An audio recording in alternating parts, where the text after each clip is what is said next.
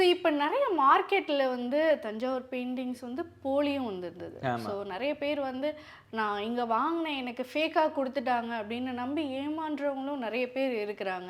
So இப்போ நான் originality Thanjavur paintings வந்து நான் பை பண்ணணும்னு நினைக்கிறேன். ஆனால் அதை எப்படி நான் செலக்ட் பண்ணுறது, அதை எப்படி நான் தேர்வு பண்ணுறது? ஸோ இதெல்லாம் இந்த விஷயம் இருந்தது அப்படின்னா அது 100% தஞ்சாவூர் பெயிண்டிங்ஸ் தான் அப்படிங்கிறத நம்ம எப்படி அக்யூரேட்டாக சொல்கிறது?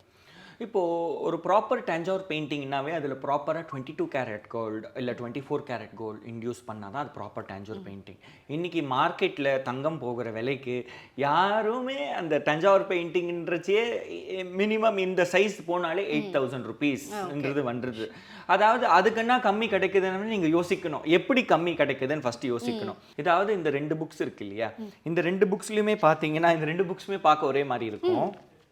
இதை பாருங்கள், ஓகே, இத பாருங்க, இந்த ரெண்டுமே தங்கம் கலர்ல இருக்கு. கரெக்ட்டா? கோல்ட் மின்றதெல்லாம் தங்கம் கிடையாது. கண்டிப்பாக. இது பிளாஸ்டிக், இது கோல்டு. ஓ ரியலி? ஆமா. ஓகே, சோ நான் இது வந்து நல்ல பிரைட்டா இருக்கும், நான் இதுதான் ஆக்சுவலா கோல்டு அப்படின்னு. அதான். பட் ஆனா என்ன மாதிரி தான் எல்லாரும் டக்குன்னு யோசிப்பாங்க. இத பாருங்க, இதுல கிழிச்ச உடனே பிளாஸ்டிக் வரும். ஓகே. ஓ வருது பாத்தீங்களா? ஆமா. இது பிளாஸ்டிக். ஓகே. அதாவது நம்மளுக்கு மார்க்கெட்டில் நிறைய சுற்றுது. உங்களுக்கு எப்படி டிஃப்ரென்ஸ் கண்டுபிடிக்கணும்னா, பிளாஸ்டிக்கை எரிச்சு பார்த்தா எரிஞ்சிடும், அது பொசுங்கிடும்.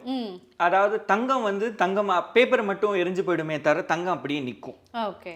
அதாவது உங்களுக்கு அந்த பிளாஸ்டிக்னா அந்த பொசுங்குற சக்தி இருக்கும். தங்கத்துக்கு ரியல் மெட்டல் வந்து அவ்வளோ ஈஸியாக பொடுங்காது, அதுக்கு ஒரு டெம்பரேச்சர் இருந்தால் தான் அது கருகும். ஸோ இப்போ அப்படி வச்சு பார்த்தா உங்களுக்கு ஃபஸ்ட்டு தெரிஞ்சிடும். இப்போ நாங்கள் எக்ஸ்பர்ட் இருக்கோம் இல்லையா, நாங்கள் பார்த்த உடனே சொல்லிடுவோம் அது கோல்டா இல்லையான்னு பார்த்த உடனே சொல்லிடுவோம்.